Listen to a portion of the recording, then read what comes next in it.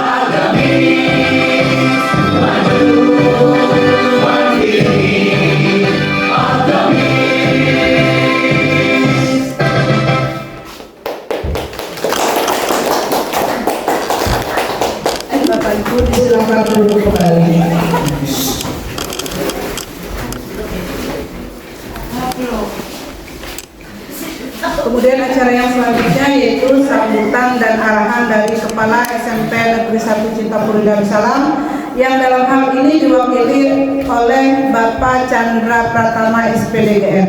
Persilahkan. Assalamualaikum warahmatullahi wabarakatuh. Alhamdulillahirrahmanirrahim. Wassalatu wassalamu ala asrofil anbiya wal mursalin sayyidina wa maulana Muhammadin wa ala alihi washabihi ajmain. Yang kami hormati Kepala SMP Negeri 1 Cintapuri Darussalam, yang kami hormati Bapak Ibu Dewan Guru SMP Negeri 1 Cintapuri Darussalam serta staf tata usaha. Di siang yang cerah ini kita akan sama-sama mendengarkan paparan diseminasi yang akan dibawakan oleh Ibu Siti Rauda. Ibu Siti Rauda ini merupakan salah satu calon guru penggerak angkatan 11 di Kabupaten Banjar. Mudah-mudahan dengan adanya diseminasi yang akan disampaikan oleh Ibu Siti Rauda itu akan memberikan materi baru buat kita, informasi serta berbagai praktik baik yang dapat kita terapkan di sekolah, terutama tentang tema mengenai budaya positif. Jadi Bapak Ibu, tentunya budaya positif ini harus benar-benar bisa dilaksanakan di sekolah karena merupakan bagian daripada nilai-nilai serta perilaku yang menggambarkan bagaimana perkembangan sekolah tersebut berdasarkan kebutuhan dari siswanya. Oleh karena itu, mari kita sama-sama mendengarkan, menyimak, serta bisa mempraktekkan apa yang akan disampaikan oleh rekan kita, Ibu Siti Rauda, mengenai budaya positif di sekolah. Yang awalnya di sekolah kita sebelumnya belum benar-benar menerapkan dengan baik bagaimana budaya positif tersebut. Mudah-mudahan setelah kita mendengar paparan diseminasi dari Ibu Siti Rauda, kita bisa mendapatkan informasi terbaru dan mempraktekkan lebih baik lagi budaya positif di sekolah. Itu saja yang dapat kami sampaikan. Terima kasih. Assalamualaikum, maaf. Assalamualaikum warahmatullahi wabarakatuh. Waalaikumsalam warahmatullahi wabarakatuh. Bismillahirrahmanirrahim. Assalamualaikum warahmatullahi wabarakatuh. Waalaikumsalam warahmatullahi wabarakatuh. Alhamdulillahirabbil alamin. Wassalatu wassalamu ala asrofil anbiya wal mursalin sayyidina wa nabiyina Muhammadin sallallahu alaihi wasallam.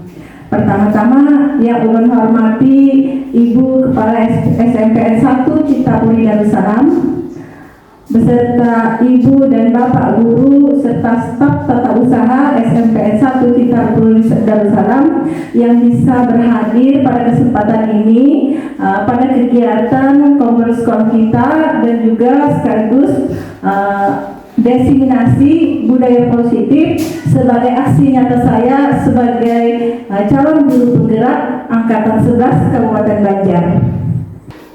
Adapun latar belakang budaya positif ada di sekolah adalah karena sekolah merupakan institusi pembentukan karakter.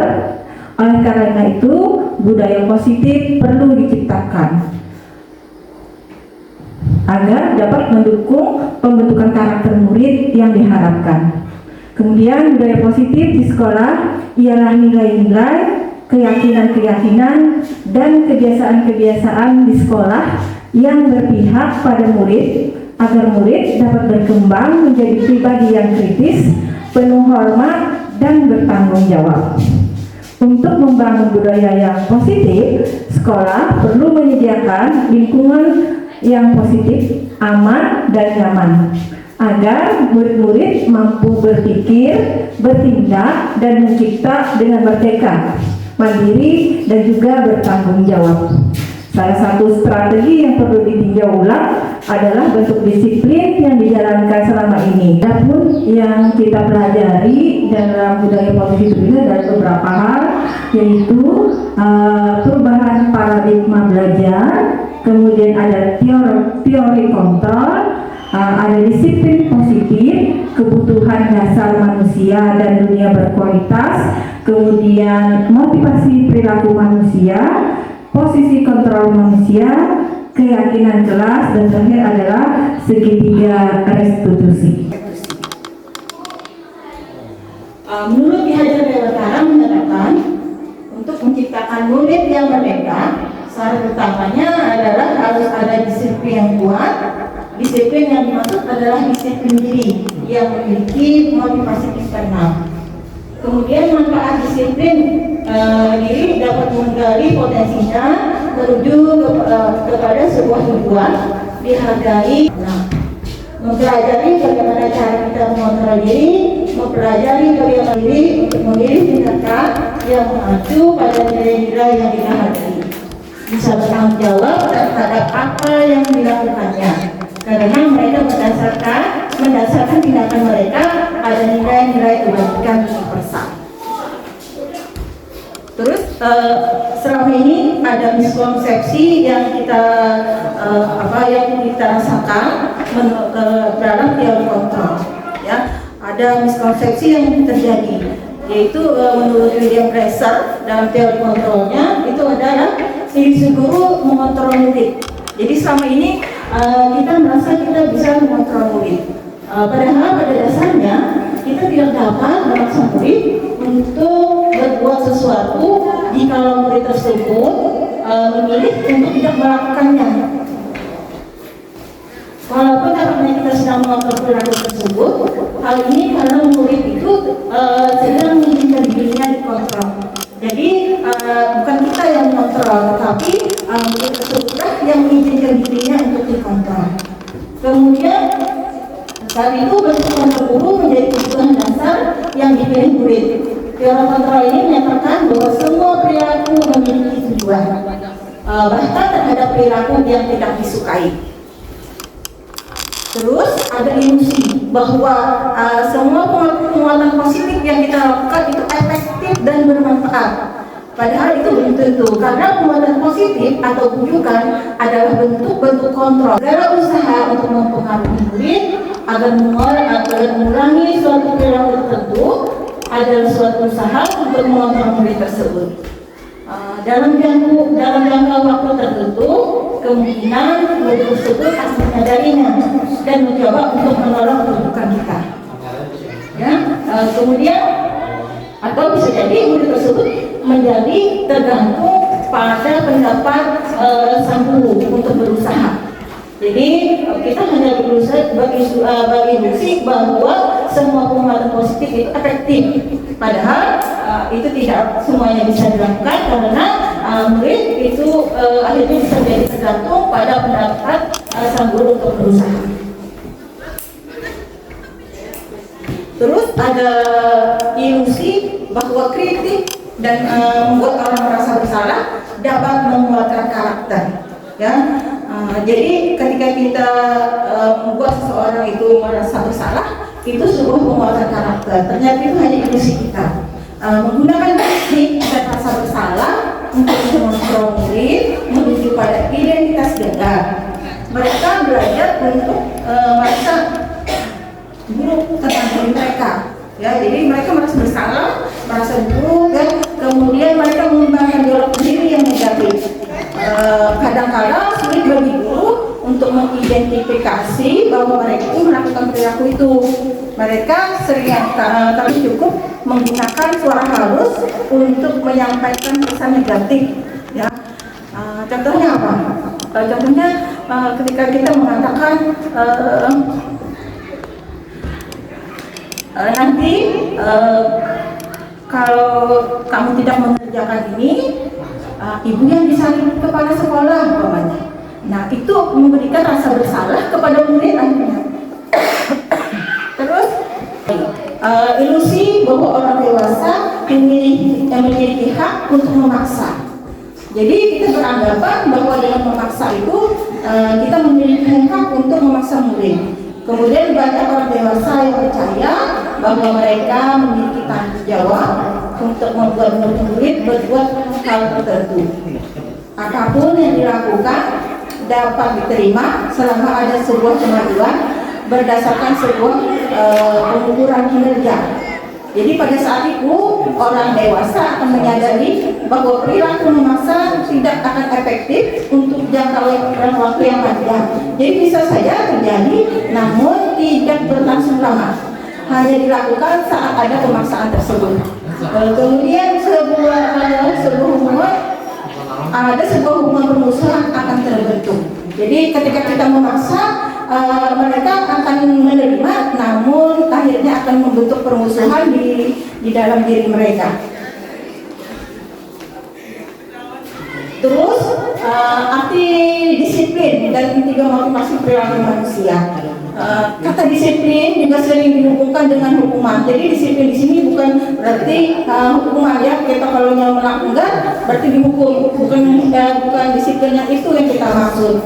Padahal sesungguhnya berbeda karena belajar tentang disiplin positif tidak harus dengan memberi hukuman. Justru itu adalah salah satu alternatif terakhir. Jadi itu adalah alternatif terakhir aja. Kalau semua cara sudah kita lakukan, ini alternatif yang terakhir dan jangan sampai terjadi. Terus dan kalau perlu tidak digunakan sama sekali. Disiplin diri berarti mereka bisa bertanggung jawab terhadap apa yang dilakukannya. Karena mereka mendasarkan tindakan mereka pada nilai-nilai universal. Kemudian ada 3 motivasi perilaku manusia yang disebutkan oleh Dian Berglosen dalam bukunya School Discipline, menyatakan ada 3 alasan motivasi perilaku manusia. Yang pertama itu untuk menyadari ketidaknyamanan atau untuk menghindari ketidaknyamanan atau hukuman. Jadi ketika mereka melakukan sesuatu atau kita melakukan sesuatu itu hanya untuk menghindari hukuman. Umpamanya kita datang ke sekolah tepat waktu atau pagi, itu hanya karena nanti kalau datang terlambat itu pinjam kita kelewatan umpamanya. Itu kan ada motivasi untuk tidak mendapatkan hukuman. Kemudian untuk mendapatkan imbalan atau penghargaan dari orang lain. Saya rasa ini juga biasa kita sering rasakan ya, karena ketika kita melakukan sesuatu kita menginginkan imbalan atau penghargaan dari orang lain. Terus untuk menjadi orang yang mereka inginkan dan menghargai diri sendiri dengan nilai-nilai yang mereka percaya. Nah, jadi ini menumbuhkan kesadaran dari dalam diri mereka sendiri. Kalau yang tadi untuk menghindari ketidaknyamanan dan untuk mendapatkan imbalan dan penghargaan itu adalah motivasi eksternal, yaitu motivasi yang ada di luar diri mereka.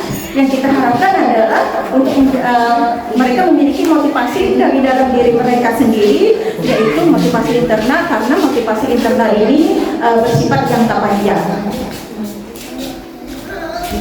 Untuk menghindari ketidaknyamanan atau hukuman ini adalah tingkat terendah dari motivasi perilaku manusia. Biasanya orang yang motivasi perilakunya untuk menghindari hukuman atau ketidaknyamanan akan bertanya, apa yang akan terjadi apabila saya tidak melakukannya? Ya, kalau tidak dilakukan apa yang terjadi? Sebenarnya mereka menghindari permasalahan yang mungkin muncul dan berpengaruh pada mereka secara fisik, psikologis maupun tidak terpenuhinya kebutuhan mereka bila mereka tidak melakukan tindakan tersebut. Namanya pada mengerjakan PR ada dihukum ibu atau bapak, ya kan? Atau kalau tidak selesai tepat waktu tugasnya, nanti dapat hukuman dari bapak atau ibu. Nah, itu merupakan menghindari ketidaknyamanan atau hukuman. Terus untuk mendapatkan imbalan dan penghargaan dari orang lain. Satu tingkat di atas motivasi yang pertama, di sini orang berperilaku untuk mendapatkan imbalan atau penghargaan dari orang lain. Ini biasa ada di dalam diri kita, ya kan? Pasti ada rasa ingin ketika kita melakukan sesuatu, ada yang kita inginkan, itu imbalan. Ya, orang dengan motivasi ini akan bertanya, apa yang akan saya dapatkan apabila saya melakukannya? Kemudian mereka melakukan sebuah tindakan untuk mendapatkan pujian dari orang lain yang menurut mereka penting dan mereka letakkan dalam dunia berprofesi mereka.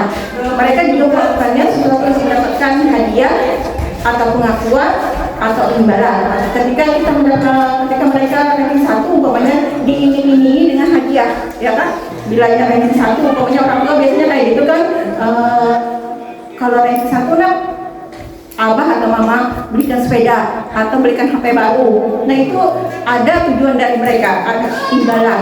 Nah, itu disebut dengan mendapatkan imbalan atau penghargaan dari orang lain. Terus Yang kita harapkan adalah menjadi orang yang mereka inginkan dan menghargai diri sendiri dengan nilai-nilai yang mereka percaya. Itu yang sebenarnya kita inginkan. Orang yang dengan motivasi ini akan bertanya, akan menjadi orang yang seperti apa bila saya melakukannya. Mereka melakukan sesuatu karena nilai-nilai yang mereka yakini dan hargai, dan mereka melakukannya karena mereka ingin menjadi orang yang melakukan nilai-nilai yang mereka yakini tersebut. Ini adalah motivasi yang akan membuat seseorang memiliki disiplin positif, karena motivasi tersebut berlakunya bersifat internal atau bukan eksternal. Jadi ketika mereka aku hendak juara 1, berarti mereka akan berusaha untuk belajar. Ya, tidak ada karena di Sariki Abah ada juara 3 atau di Sariki Mama ada juara 3. Karena bila juara 1 dapat HP baru. Nah, itu ada motivasi eksternal. Namun yang kita harapkan adalah motivasi internal dari diri mereka sendiri. Jadi ketika mereka aku punya tujuan nih, tujuannya apa? Tujuannya adalah tingkat 1, tujuannya adalah tingkat pertama, atau tujuannya menang kompetisi apa ya. Nah, mereka akan belajar dengan sendirinya. Itu yang diharapkan. Terus ada yang namanya disabilitas positif adalah keyakinan kelas, hukuman dan penghargaan. Mengapa keyakinan kelas? Mengapa tidak peraturan kelas? Pertanyaan berikut adalah mengapa kita memiliki peraturan tentang penggunaan helm. Ini contohnya ya, pada saat mengendarai kendaraan roda 2 atau sepeda motor kalau dalam istilah kita, kemungkinan jawaban Anda adalah keselamatan. Jadi ketika orang memakai helm itu untuk keselamatan. Pertanyaan berikutnya adalah mengapa kita memiliki peraturan untuk penggunaan masker dan mencuci tangan setiap saat. Mungkin jawaban Anda adalah untuk kesehatan atau keselamatan. Biasanya yang memakai masker akan untuk sehat atau selamat dari kemarin kita yang banyak itu adalah virus corona ya. Jadi terbiasa akhirnya dengan masker, yang ada memakai masker, pakai masker akhirnya. Nah, itu untuk apa? Untuk kesehatan dan juga keselamatannya. Terus nilai-nilai keselamatan atau kesehatan inilah yang disebut sebagai suatu keyakinan. Ya, jadi dari keyakinan tadi, kenapa kita melakukan sesuatu, keyakinannya adalah keselamatan dan juga kesehatan tadi, yaitu nilai-nilai kebajikan atau prinsip-prinsip universal. Jadi ketika kita membuat satu keyakinan, nilai universalnya apa? Ketika kita membuat keyakinan kelas di universitas, membuang sampah di tempatnya. Sekarang keyakinan atau kebajikan, nilai kebajikannya apa di sana? Ya, ada nilai kebajikan di dalam kata membuang sampah ke dalam tempatnya itu. Pasti ada nilainya, yaitu apa nilainya? Untuk kebersihan dan juga kesehatan, ya kan?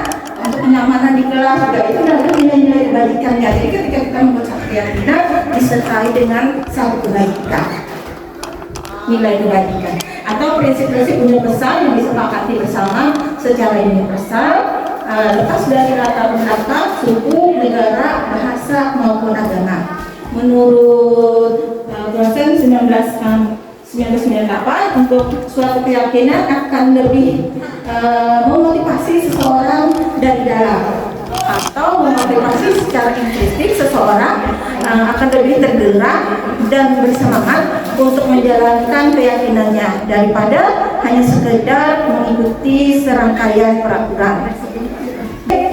Demikian, mereka perlu mendengarkan dan mendalami tentang suatu keyakinan daripada hanya mendengarkan peraturan-peraturan yang mengatur mereka harus berlaku begini atau begitu. Contohnya apa? Contohnya adalah ketika peraturannya adalah datang tepat waktu, ya kan? Kalau yang ada datang tepat waktu, maka ada yang namanya hukuman. Kalau peraturan ada hukuman, tapi kalau keyakinan ada konsekuensi. Kalau keyakinan tidak ada hukuman. Kemudian kalau yang tadi datang tepat waktu, ya kan, datang tepat waktu. Kalau yang dia peraturan, maka hukumnya apa? Tapi kalau keyakinan, mereka kan dari internal mereka menyadari bahwa mereka harus datang tepat waktu.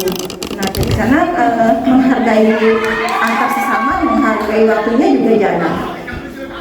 Terus sebagai pendidik, tujuan kita adalah menciptakan anak-anak yang memiliki disiplin diri sehingga mereka bisa berperilaku dengan mengacu pada nilai-nilai kebajikan yang universal dan memiliki motivasi intrinsik ya. Nah, jadi diharapkan siswa kita itu selain motivasi eksternalnya, yang lebih utama itu adalah motivasi internalnya. Nah, kemudian keyakinan kelas, bagaimana kita melakukan keyakinan kelas ini, yaitu keyakinan bersifat lebih abstrak daripada peraturan yang lebih rinci dan konkret. Keyakinan kelas berupa pernyataan universal. Kemudian keyakinan kelas senantiasa dibuat dalam bentuk positif. Keyakinan kelas hendaknya tidak terlalu banyak, ya, sehingga mudah diingat dan dipahami oleh semua warga kelasnya. Keyakinan kelas itu sebaiknya sesuatu yang dapat diterapkan di lingkungan tersebut. Semua warga kelas hendaknya ikut berkontribusi dalam pembuatan keyakinan kelas. Lewat kegiatan arahan pendapat, bersedia meninjau kembali keyakinan kelas dari waktu ke waktu. Nah, jadi keyakinan kelas itu bersifat abstrak, kemudian tidak terlalu banyak. Jadi dia bisa ditinjau lagi, yang mana yang kita perlukan. Jadi tidak berlaku umpamanya 1 tahun, bisa aja ditinjau ulang apabila ada hal-hal yang kita yakini akan perlu diubah. Kemudian hal yang perlu dilihat adalah ketika kita membuat keyakinan kelas itu kalimatnya adalah kalimat positif. Jadi jangan ada kata tidak, dilarang, jangan.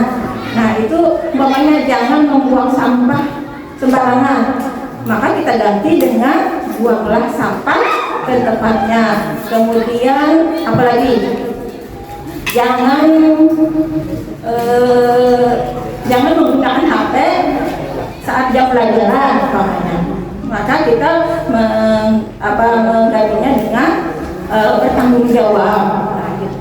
Tanggung jawab ini nanti kita jelaskan apa yang harus mereka lakukan ketika mereka bertanggung jawab. Kemudian apalagi jangan datang terlambat.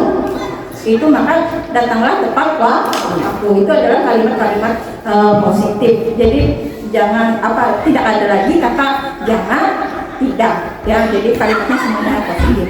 Dan misalkan juga tidak terlalu banyak sehingga bisa diikuti semuanya, karena dia kan bersifat universal. Jadi bisa dijelaskan aja kalau yang satu keyakinan itu apa aja yang termasuk di dalamnya. Nah, jadi terus ini salah satu contoh keyakinan kelas yang kami buat, yaitu datang tepat waktu, bertanggung jawab, kemudian berdoa sebelum belajar, saling menghormati, berkolaborasi, peduli dan empati. Contohnya kolaborasi ini apa aja di dalamnya? Umpamanya kita harus berkolaborasi saat membersihkan kelas, jadi jangan satu-satu aja yang membersihkannya. Kemudian harus bekerja sama juga ketika ada tugas berkelompok. Nah, jadi kita bisa jelaskan di sana kepada anak, kepada siswa kita bahwa kegiatan ini ada nilai kolaborasinya. Nilai kebajikannya apa? Bisa saling menghargai dan masuk di kolaborasi itu. Kalau waktu tadi kita juga saling menghargai, tanggung jawab, saling menghormati, kemudian peduli dan empati. Hari ini, gitu. Oke, hari ini kita akan membuat keyakinan kelas, ya. Tapi sebelum kita membuat keyakinan kelas, kita ice breaking dulu. Ice breaking yang lompat-lompat supaya semuanya pada segar hari ini. Walaupun banyak teman yang tidak masuk, kita harus semangat terus belajarnya, ya. Oke, silakan berdiri. B, mundur ke belakang. Oke, sekarang ibu ulangi. A, B, B.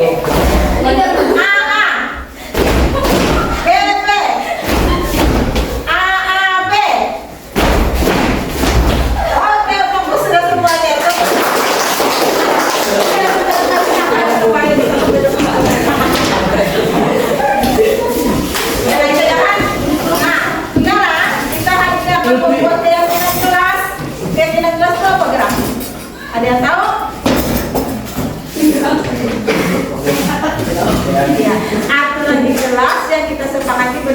Ya, aturan kelas yang kita sepakati bersama. Kira-kira kita buat aturan apa di kelas yang kita sepakati bersama. Nanti biar aja yang itu.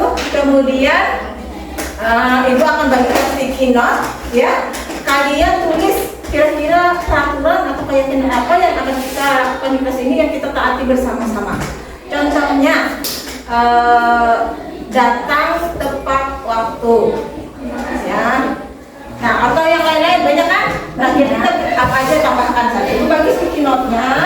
Kemudian kalian bisa nanti tulis ya maunya apa, ya kan? Ada keinginan Oke, berapa nih? kira-kira apa yang tambah yang diperbaiki bisa di sana. Kasih nama. Ya, kasih namanya.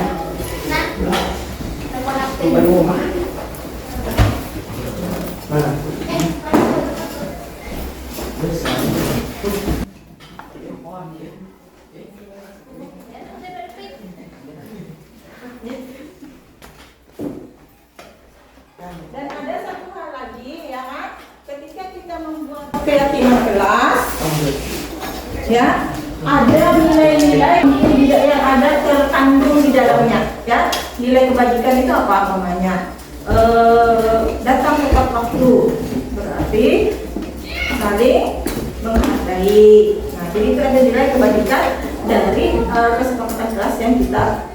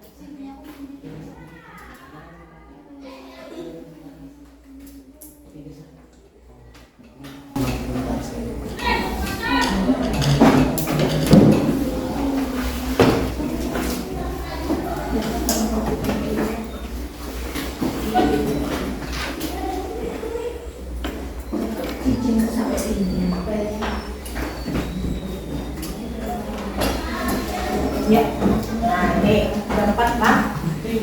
Ada 5. Ibu hendak beberapa orang membacakan hasil ini. Boleh bantu? Siapa yang mau membacakan? Rizka dulu, Rizka. Boleh. Kasih ya. Punya kamu aja bacakan. Menghadap ke depan. Maju, lepas aja, lepas dari ini. Ini kesepakatannya menerima penjelasan dulu. Terus kebanyakannya kita menghormati orang lain karena kita sudah menerima penjelasan dulu. Berarti ketika guru menjelaskan harus fokus dalam belajar, fokus dalam mendengarkan penjelasan guru atau fokus dalam belajar. Terus bisa juga apalagi istilahnya tidak kemana-mana, ya kan, pikiran atau matanya atau arah pikirannya kemana, ya kan. Nah, jadi di sana artinya selain mendengarkan guru, artinya fokus belajar dan aktif dalam belajar. Nah, itu satu kesepakatan kelasnya, ya. Nilai kebajikannya adalah menghormati orang lain atau menghormati sesama. Oke, itu dulu. Terus apa lagi? Bagus, boleh? 3 orang aja ya.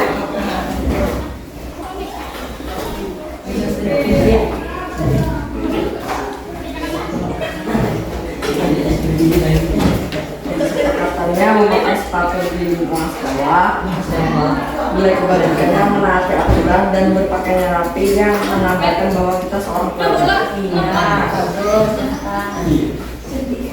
Jadi artinya di sini harus berpakaian seragam dengan rapi. Nilai kebajikannya adalah mematuhi peraturan dan juga kebersihan, iya kan? Nah, oke, silakan. Terus apa lagi? Satu orang lagi. Siapa? Silakan. Siapa aja yang mau? Putih. Soalnya yang kelas lebih.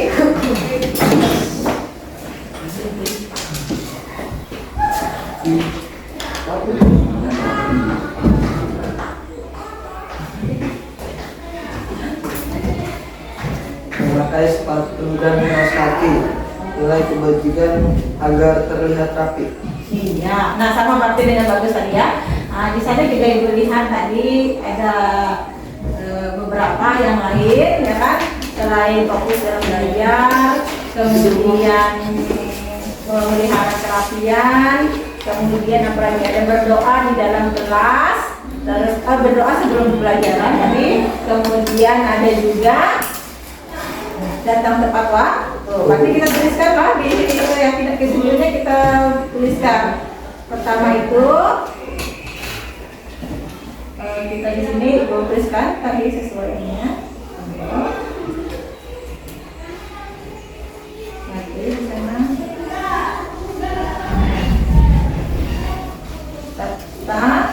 tepat waktu.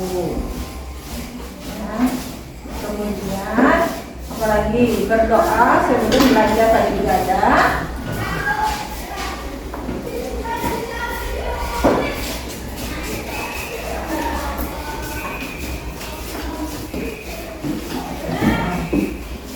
Berdoa sebelum belajar. Terus tadi yang dibacakan bagus.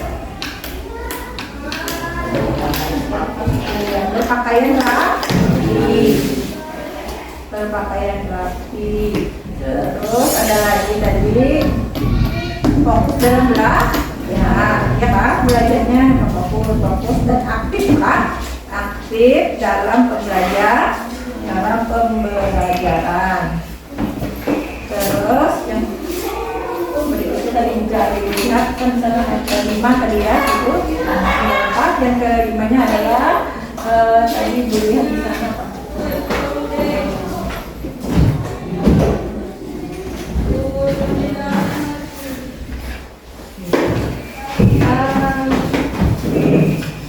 Menjaga kebersihan kelas dan menjaga kebersihan kelas. Kita lihat dari yang pertama, datang tepat waktu. Sepakatkah kita dengan ini? Ya. Terus yang kedua, berdoa sebelum belajar. Berpakaian rapi. Kalau berpakaian rapi, ingatkan apa tadi? Sepatunya dipakai, bagus. Ya kan? Rak sepatunya kalau dilepas di dalam kelas, berarti rak sepatunya disediakan. Terus fokus dan aktif dalam belajar.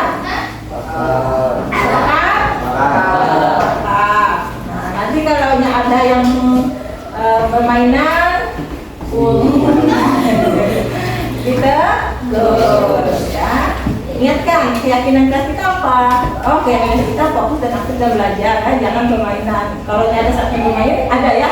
Satu bermain ada. Nanti di panduan gurunya juga bisa bermain kita. Kemudian yang terakhir adalah menjaga kebersihan kelas. Nah, jaga kebersihan kelas. Seperti ini nilai kebajikan nilai kebajikannya adalah kesehatan dan juga kebersihan, ya kan? Jadi berarti ini apa yang harus membuang sampah jangan sembarang. Ya, membuang sampah jangan sembarangan. Kalau ada, kalau hanya yang membuang sampah sembarangan, ya lihat keyakinan kelasnya apa. Ini kan kita sepakati bersama. Nah, jadi paham ya, berarti keyakinan kelas ini harus kita apa? Harus kita taati dan dijalankan bersama-sama, saling mengingatkan. Di sini keyakinan kelas yang sudah buat untuk kelas. Dan terima kasih dan tepuk tangan untuk kalian semua.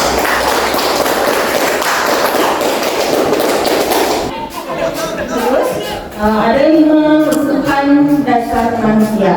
Yang pertama itu kebutuhan untuk bertahan hidup, cinta kasih, sayang, kebutuhan untuk diterima. Yang ketiga penguasaan kebutuhan atau pengakuan atas kemampuan.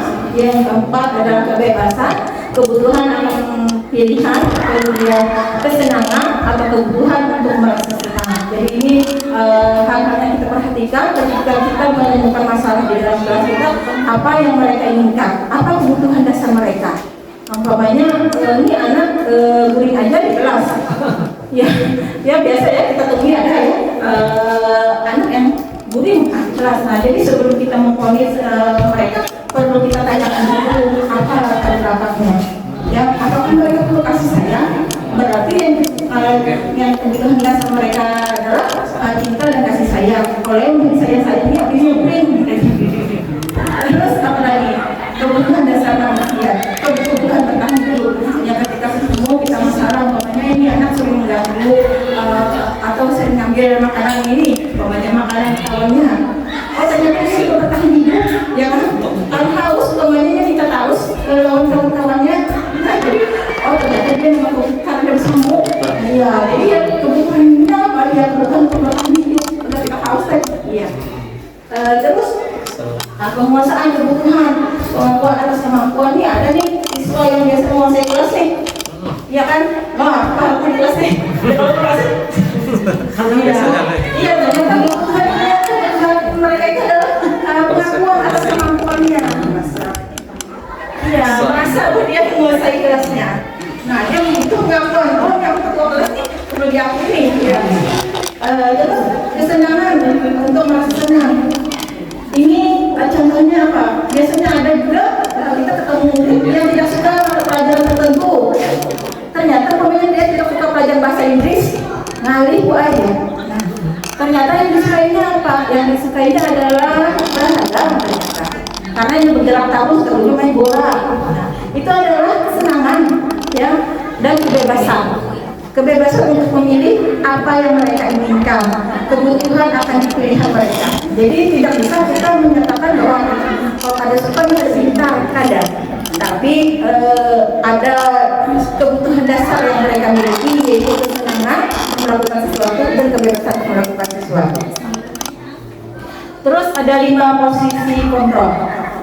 Ya, yang pertama itu ada posisi penghukum, ada posisi pembuat rasa bersalah, ada posisi teman, ada posisi pemantau, dan juga ada posisi sebagai manajer. Nah, yang pertama yaitu penghukum. Seorang penghukum bisa menggunakan hukuman fisik maupun verbal. Orang-orang yang menjalankan posisi penghukum senantiasa mengatakan bahwa sekolah memerlukan sistem atau alat yang dapat lebih menekankan murid-murid lebih dalam lagi. Guru-guru yang menerapkan posisi penghukum akan berkata, patuhi aturan saya atau awasi. Kamu selalu saja salah, selalu pasti selalu yang terakhir selesai. Guru seperti ini senantiasa percaya hanya ada satu cara agar pembelajaran bisa berhasil, yaitu cara dia. Umpamanya nih murid kada bisa umpamanya menghafal kosakata bahasa Inggris tadi, karena ulun bahasa Inggris salah, jadi kada bisa menghafal kosakata. Ulun suruh 5 kosakatanya 5 itu ada apa? Ulun tambah 5, jadi 10. Nah itu berarti ulun sedang menghukum murid ulun. Terus berikutnya adalah membuat orang merasa bersalah. Pada posisi ini biasanya guru akan bersuara lebih lembut, ya. Kemudian membuat orang merasa bersalah, akan menggunakan keheningan yang membuat orang lain merasa tidak nyaman. Jadi kada dihukum secara fisik, kada dihukum secara, tapi membuat orang merasa bersalah. Atau rendah diri, kata-kata yang keluar dengan lembut akan seperti, ibu sangat kecewa sekali dengan kamu. Berapa kali bapak harus memberitahu kamu ya, ikam buat menggawi ini banyak ya kan? Gimana coba kalau kamu tahu kamu guru begini? Di posisi ini murid akan memiliki penilaian diri yang buruk tentang diri mereka. Murid merasa tidak berharga dan telah mengecewakan orang-orang yang disayanginya. Nah, jadi ini permasalahan yang bisa terjadi. Kemudian guru memposisikan dirinya sebagai teman. Bagaimana guru yang berposisi sebagai teman? Guru pada posisi ini tidak akan menyakiti murid, namun akan tetap berupaya mengontrol murid melalui persuasi. Posisi teman pada guru bisa berakibat negatif, ya, ataupun positif. Positif ini di sini berupa hubungan baik yang terjalin. Jadi ada negatif, ada positifnya. Positifnya guru bisa menjalin hubungan yang baik dengan murid. Antara guru dan murid juga terjalin hubungan yang baik. Guru di posisi teman menggunakan hubungan baik dan humor untuk mempengaruhi seseorang. Atau mereka berkata, ayo bantulah jadi bapak ya. Nah, ayo bapak yang dulu nih, kasih, ayo gawe. Terus, ayo ingat, tidak bantu bapak selama ini. Nah, jadi kita mengatakan, ingat kada, ini mengungkit apa yang sudah kita lakukan, ya kan? Sudah kita pernah membantui, jadi, nah kamu sudah membantu lah kemarin, jadi sekarang bantu aku. Itu sebagai teman, berarti di sini hal negatif, ya sudah kali ini tidak apa-apa, nanti Bu bantu bereskan. Kemudian, kalau ada siswa kemudian ditegur, satu guru lainnya juga ya. Nah, itu juga semua posisi sebagai teman. Kemudian negatifnya apa? Negatifnya adalah posisi teman ini bila sudah guru tersebut tidak membantu, maka murid akan kecewa dan berkata, saya pikir bapak atau ibu teman saya, ya. Murid merasa dikecewakan dan tidak mau lagi berusaha. Hal lain yang mungkin timbul adalah murid hanya akan bertindak untuk guru tertentu. Nah ini negatifnya, ya. Jadi murid yang menyayangi aja, yang menganggap teman aja yang dipatuhinya, yang lain adalah itu dalam negatif. Dan tidak guru lainnya, murid akan bergantung pada guru tersebut. Jadi guru tersebut hanya pada guru yang dijadikannya teman saja, yang menganggap dia teman saja yang dia bantu. Yang lainnya no way dia. Terus berikutnya sebagai pemantau. Nah, pemantau ini adalah memonitor mereka, mengawasi. Pada saat kita mengawasi, kita bertanggung jawab atas perilaku orang-orang yang kita awasi. Posisi pemantau berdasarkan pada peraturan dan konsekuensi. Dengan menggunakan sanksi atau konsekuensi, kita dapat memisahkan hubungan pribadi dengan murid. Sebagai seseorang yang menjalankan posisi pemantau, pertanyaannya yang diajukan adalah peraturannya apa? Jelas murid 21 ya kan? Peraturannya apa nih? Ya, apa yang telah kami lakukan? Kemudian sanksi atau konsekuensinya apa? Seorang pemantau saat mengendalikan hitungan catatan. Ini biasanya sistem poin yang dalam sekolah kita ada sistem poin itu sekolah melakukan sistem poin. Namun dengan adanya disiplin positif ini kita bisa menggeser dengan dengan kegiatan budaya positif. Kemudian seorang pemantau sangat mengandalkan perhitungan catatan pada digunakan sebagai bukti atas perilaku seseorang, posisinya akan menggunakan stiker, slip catatan, atau daftar cek. Posisi monitor sendiri berawal dari teori stimulus respon yang menunjukkan tanggung jawab ibu dalam mengontrol. Nah, jadi tadi ya memantau itu kalau kita melakukan ini konsekuensinya apa? Ya, tapi beda dengan pembuku tadi. Kalau pembuku itu berlebihan, ya. Kalau pemantau sesuai umpamanya kalau guru olahraga umpamanya ini murid terbuka pemanasan selama 2 putaran, maka di terakhir umpamanya dia akan melakukan 2 putaran juga agar dia sama dengan dengan temannya. Itu namanya konsekuensi. Kalau dia tidak kali 2 putaran maka dia menjadi 5 putaran. Itu umum. Jadi beda antara pemukul dengan konsekuensi atau pemotongan. Agak mirip, tapi dari sisi hukumannya hukuman atau konsekuensinya tadi yang berbeda. Kemudian manajer adalah posisi mentor di mana guru berbuat sesuatu bersama dengan murid, mempersilahkan murid bertanggung jawabkan perilakunya, mendukung murid agar dapat menemukan solusi atas permasalahannya sendiri. Seorang manajer telah memiliki keterampilan di posisi teman maupun pemantau, dan dengan demikian bisa jadi di waktu-waktu tertentu kembali kepada kedua posisi tersebut bila diperlukan. Ini bila diperlukan. Tapi jadi yang pertama kita katakan itu adalah posisi manajer ini. Karena ini posisi yang paling baik untuk dilakukan, karena di sini tidak ada lagi pengumuman pada murid. Karena kita akan melakukan dialog atau diskusi dengan murid agar murid bisa menyadari kesalahannya sendiri, menemukan cara untuk memperbaikinya juga. Kemudian ini ada 5 posisi kontrol tadi, yaitu posisi pemukul, posisi yang merasa bersalah, posisi teman, dan posisi pemantau, serta posisi manajer. Jadi yang kita harapkan adalah posisi manajer tadi, ya, karena ini solusinya sangat bagus untuk penyelesaian masalah, karena ini diharapkan dapat menimbulkan motivasi internal dari diri murid untuk memperbaiki kesalahan yang dia lakukan sendiri. Terus ada 3 tahapan, yaitu 3 restitusi dalam proses manajer ini. Yang pertama, validasi tindakan yang salah, kemudian menstabilkan identitas, kemudian menanyakan keyakinan. Ini disebut dengan segitiga restitusi. Yang ketika kita melakukan posisi manajer, maka segitiga restitusi ini kita laksanakan. Yang pertama adalah validasi tindakan yang salah. Kemudian kita meditas, kemudian menanyakan keyakinan. Kamu tentu punya alasan mengapa melakukan itu. Ya kan, itu disebut dengan menstabilkan identitas. Adakah cara yang lebih efektif untuk mendapatkan apa yang kamu butuhkan? Keyakinan kelas apa yang kita sepakati itu ada di menanyakan keyakinan. Kamu ingin menjadi orang yang seperti apa?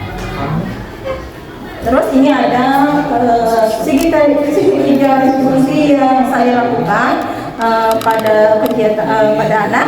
Salah satunya adalah pada kasus pertama, Sari tidak terima bukunya dipinjam tanpa izin oleh temannya. Ia marah dan tidak dapat menahan emosinya. Nah, jadi ini ketika ada siswa yang marah, ya kan, ketika sesuatu punya dia diambil tanpa izin, ya.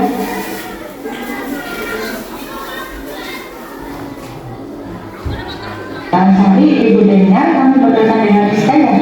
Iya Bu, habisnya saya kesal Bu. Kenapa kesal? Karena Rizka meminjam buku saya tanpa bilang dulu. Oh, jangan kita kamu kesal. Kalau Ibu berada di posisi yang sama dengan kamu, Ibu pun juga merasa kesal ya. Apa yang kamu lakukan terhadap Rizka? Saya marah dan tidak sadar menggerak meja Rizka Bu. Kamu pasti punya alasan yang melakukan hal itu. Iya Bu, saya meminjam buku itu dari perpustakaan. Saya takut kalau buku itu benar-benar hilang. Nanti kamu bertanggung jawab menjaga buku yang sudah kamu pinjam ya. Jadi kamu marah ketika ada orang yang meminjamnya tanpa izin dari kamu. Tapi kamu tidak melakukan hal yang lebih jauh dari itu ya. Kamu yang buka meja tapi dan tidak memukul, kata itu kalau lebih jauh ya. Sekarang kalau kita pikirkan kamu prameja itu sesuai tidak dengan keyakinan kelas kita? Tidak sesuai, Bu. Keyakinan kelas mana yang kamu langgar? Menghormati antar teman, Bu. Iya, menurut kamu menghormati antar teman itu penting atau tidak? Penting, Bu. Kamu bersedia memperbaiki kesalahan kamu? Bersedia, Bu. Bagaimana kamu memperbaiki kesalahanmu? Saya akan lebih sabar dan menahan amarah saya. Dan jika ada teman saya yang meminjam buku tanpa izin, saya akan memberitahu kepada wali kelas atau guru mata pelajaran, Bu. Iya, apa yang kamu lakukan sudah tepat. Tetap semangat ya. Silahkan kembali ke kelasnya. Terima kasih, Bu.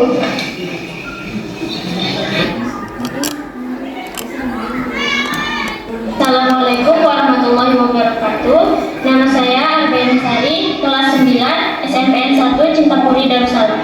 Saya senang saya berdiskusi oleh Ibu Raudah untuk mengendalikan amarah karena perilaku teman sekelas saya. Saya harus banyak bersabar dan menghormati teman-teman saya. Sekian dari saya. Wassalamualaikum warahmatullahi wabarakatuh.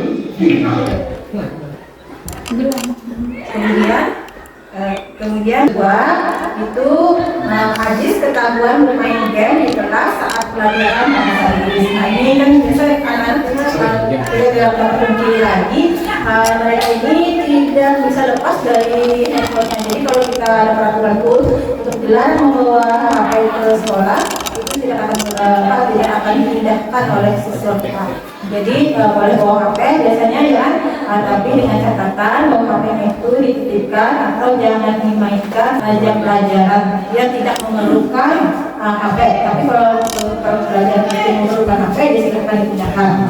Nah, tapi ini penyalahgunaannya adalah dia bermedia untuk pelajaran. Nah, kasusnya adalah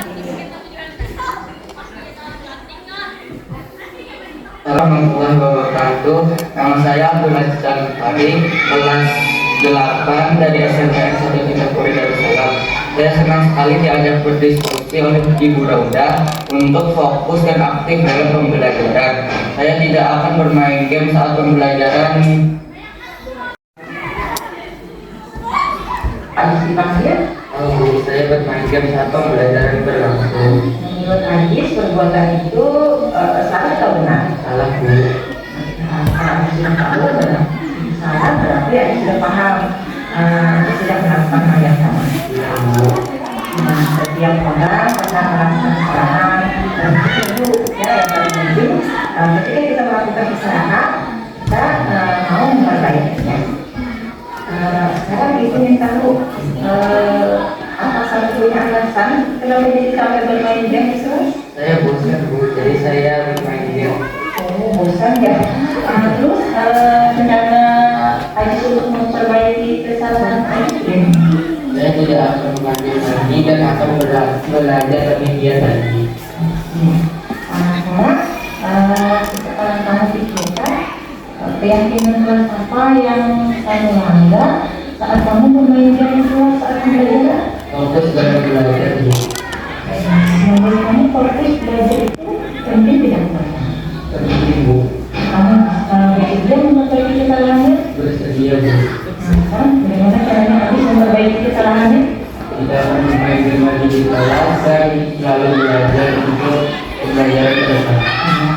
Kalau melihat temannya bermain game, apa yang harus lakukan? Saya akan menegurnya dan akan bilang kepada wali kelas atau guru yang mengajar.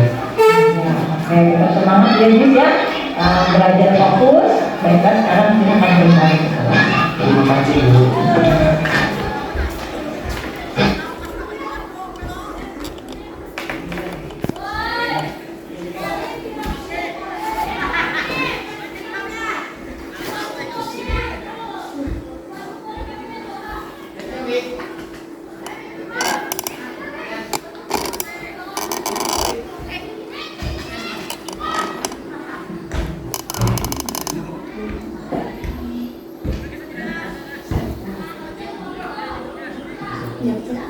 Assalamualaikum warahmatullahi wabarakatuh.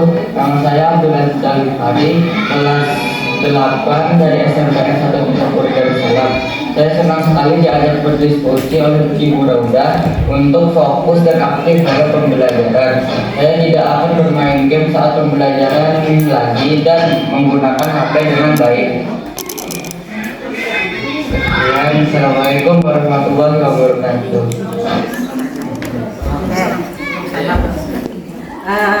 Jadi di sini ketika kita melakukan posisi manajer, yaitu kita melakukan juga yang namanya ketiga institusi tadi. Yang pertama adalah kita validasi tindakan yang salah. Jadi kita menanya mereka saja yang merasa bersalah atau melakukan kesalahan, sehingga itu menguatkan keyakinan mereka. Terus menanyakan keyakinan kelas yang telah mereka langgar, kemudian bagaimana cara mereka memperbaikinya. Dengan segitiga institusi ini diharapkan siswa kembali ke komunitasnya atau ke kelompoknya dengan percaya diri. Jadi tidak menjatuhkan mental siswa tersebut. Umpamanya kalau kita yang menghukum atau yang memberikan konsekuensi tadi, ya kan bisa membuat murid itu kembali ke kelasnya atau kembali ke kelompoknya itu dengan rasa percaya diri yang rendah. Tapi dengan segitiga institusi ini diharapkan murid bisa mempunyai kepercayaan diri yang tinggi, sadar akan kesalahannya, kemudian tahu bagaimana caranya memperbaiki. Itu adalah tindak lanjut berikutnya. Jadi sekian dari saya. Kemudian apakah ada yang ditanyakan, silakan pada tim. Baik Bapak Ibu, sebelumnya kita beri tepuk tangan yang meriah dulu.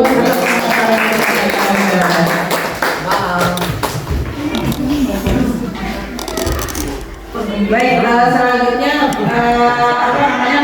mungkin pemaparan tadi sangat menarik untuk kita simak ya Bapak Ibu. Cuman mungkin ada ada tanggapan ataupun pertanyaan-pertanyaan yang masih mengganjal di pemikiran Bapak Ibu. Silakan kami buka untuk 3 pertanyaan ya. Silakan bagi Bapak Ibu yang ingin bertanya, silakan acungkan tangan dan kemudian perkenalkan dan berikan pertanyaannya. Silakan Bapak Ibu, silakan. Silakan Bapak Ibu yang ingin bertanya.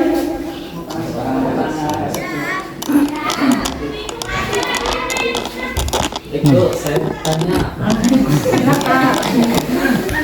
Perkenalkan nama saya Abdurrashid sebagai pengajar guru bahasa Indonesia. Dalam menyikapi budaya positif di sekolah, khususnya di kelas untuk para pelajar, kita tentu saja mengalami hambatan dan tantangan yang sangat penting untuk kita pecahkan bersama. Apa saja mungkin yang sering kita hadapi dalam menciptakan budaya positif di kelas, khususnya bagi kita para rekan pengajar. Sekian, terima kasih. Baik, silakan langsung dijawab ya.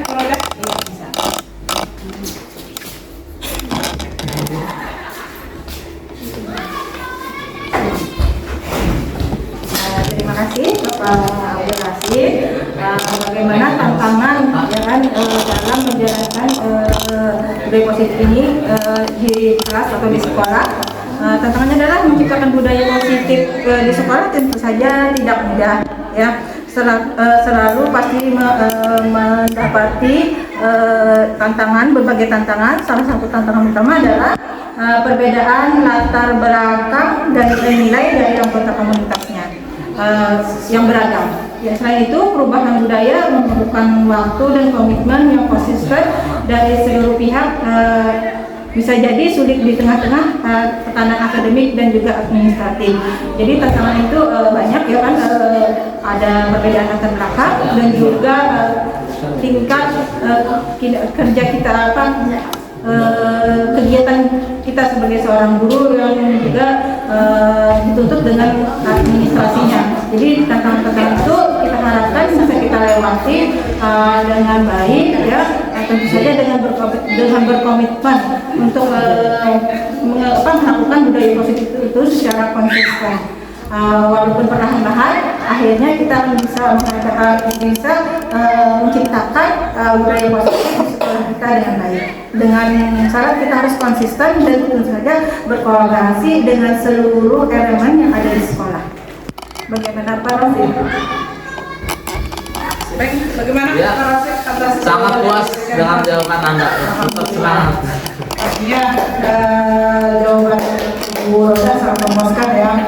Baik, untuk penanya kedua dipersilakan Pak. Ya, silakan dari Bapak Alis ya. Silakan.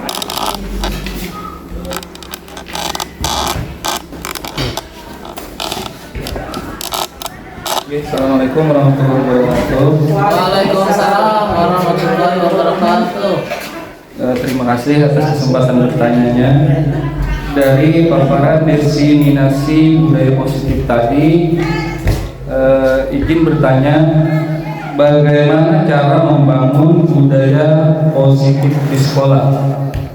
Nah, mungkin itu saja. Terima kasih atas kesempatan bertanya. Assalamualaikum warahmatullahi wabarakatuh. Waalaikumsalam warahmatullahi wabarakatuh.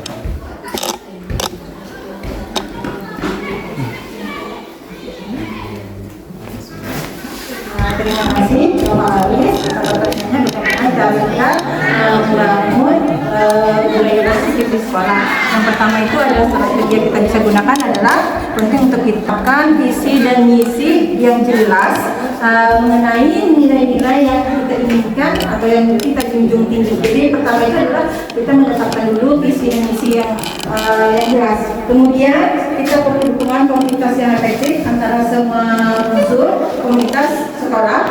Ini merupakan kunci dalam kita membangun budaya positif di sekolah. Kemudian pemberian pengakuan terhadap pencapaian siswa dan guru. Terus penerapan program-program pendidikan karakter, pelatihan keterampilan atau sosial emosional, dan juga kegiatan ekskul ini dapat mendukung perkembangan budaya positif serta berpartisipasi aktif peran dari orang tua juga penting dan juga masyarakat, sehingga budaya sekolah ini bukan hanya ada di sekolah tapi juga ketika mereka kembali ke rumah atau ke lingkungan masyarakatnya budaya positif itu dapat mereka lakukan. Bagaimana Bapak? Ini sangat jelas Bu paparannya. Terima kasih. Halo, boleh? Ya. Ya, terima kasih atas jawabannya, sangat runut dan jelas. Ya, terima kasih. Terima kasih Pak Aris. Untuk penanya yang terakhir ya, silakan dari Ibu, mungkin ada dari Ibu, silakan. Silakan Bu, untuk satu pertanyaan lagi, kita hanya 3 pertanyaan, silakan.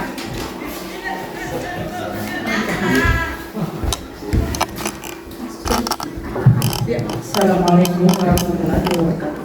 Waalaikumsalam. Terima kasih kepada Bu Roda sebagai calon guru penggerak kesempatan yang memberikan pertanyaan yang memberikan kepada saya. Di sini yang saya tanyakan adalah apa peran guru dalam mendukung budaya positif di sekolah. Terima kasih. Silakan.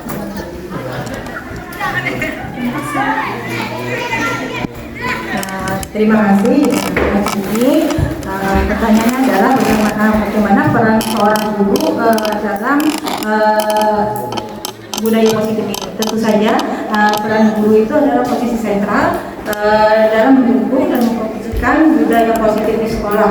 Jadi hal yang sangat penting adalah itu kita menjadi suri tauladan bagi siswa kita. Jadi ketika budaya positif itu diberlakukan di sekolah, maka kita memulainya dari diri kita sendiri sebagai seorang guru ya, yang menjadi teladan untuk murid-muridnya, karena perilaku itu mudah ditiru ya daripada ucapan atau yang lainnya. Jadi ketika kita berperilaku positif, maka anak-anak juga akan berperilaku positif, walaupun perlahan tapi insya Allah akan berjalan dengan baik, dengan menunjukkan nilai-nilai seperti empati, integritas, serta kerjasama, interaksi sehari-hari.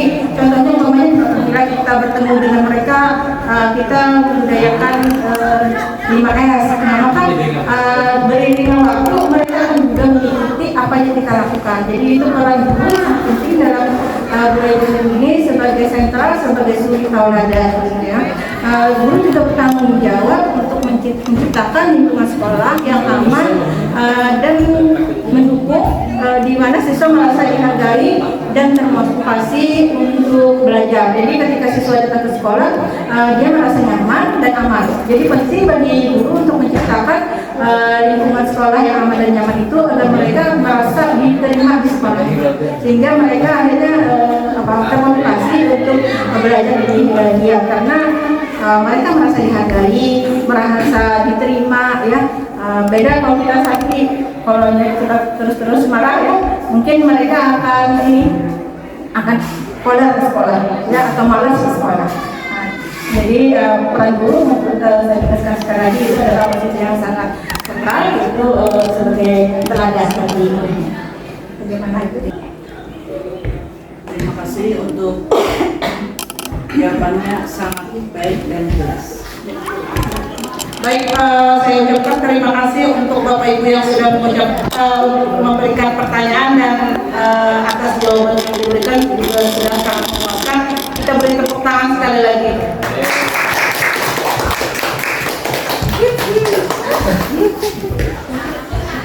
Baik, artinya dapat kita simpulkan ya kegiatan hari ini bahwa untuk menumbuhkan budaya positif itu harus ada sinergitas dan kolaborasi, juga kerjasama antara seluruh warga sekolah, baik itu siswa, guru, beserta kepala sekolah dan juga orang tua siswa.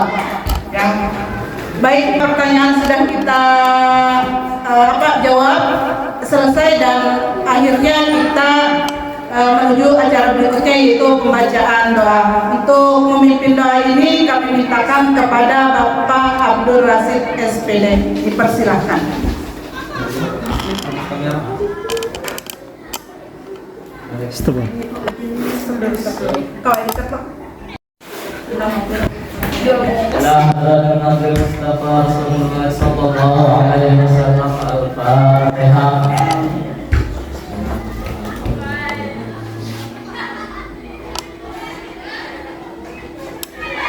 Bismillahirrahmanirrahim. Alhamdulillahirabbil alamin. Wassalatu wassalamu ala asrofil anbiya'i wal mursalin sayyidina wa maulana Muhammad wa ala alihi wa sahbihi ajma'in.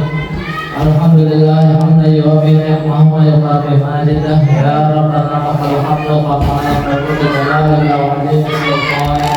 Allahumma shalli ala sayyidina Muhammadin salatan turdina biha min jami'il ahwal wal afat وتحضرنا بها من جميع الحاجات وتطهرنا بها من جميع السيئات وترفعنا بها إنك على الدرجة وتبلغنا بها أقصى الغاية من جميع الخيرات في الحياة وبعد الممات.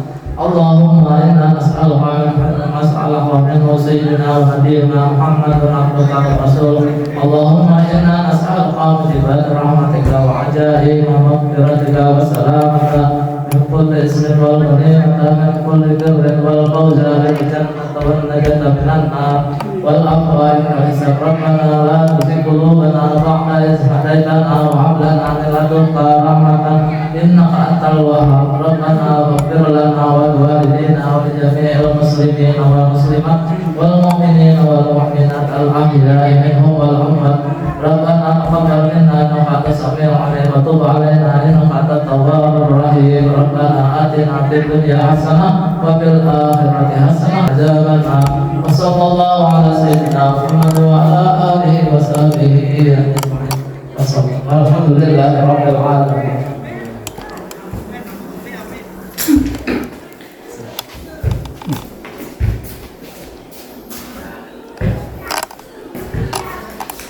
Baik, acara kita yang terakhir yaitu untuk menutup kegiatan hari ini, mari kita bersama-sama membaca hamdalah.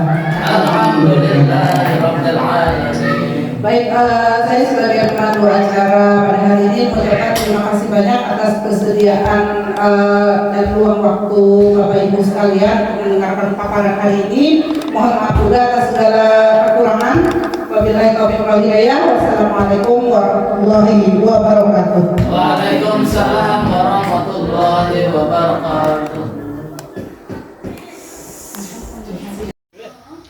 Demikianlah aksi nyata saya, desiminasi budaya positif di sekolah saya. Semoga bermanfaat dan juga menginspirasi. Guru penggerak, tergerak, bergerak, dan menggerakkan. Wassalamualaikum warahmatullahi wabarakatuh. Waalaikumsalam.